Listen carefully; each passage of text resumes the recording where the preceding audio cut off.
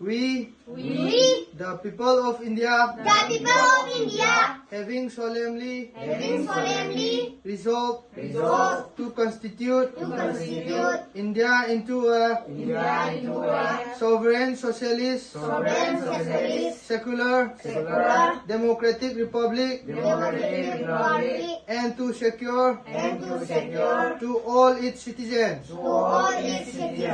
justice, social, economic and political,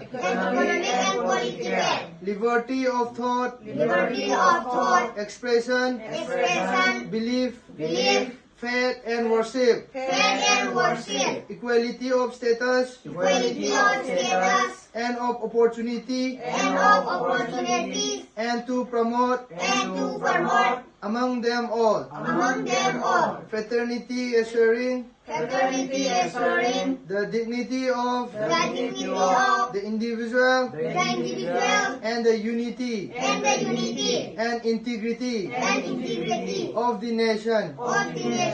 In our Constituent Assembly, this 26th day of November 1949, do hereby adopt, enact, and give to ourselves this Constitution. Jai Hind.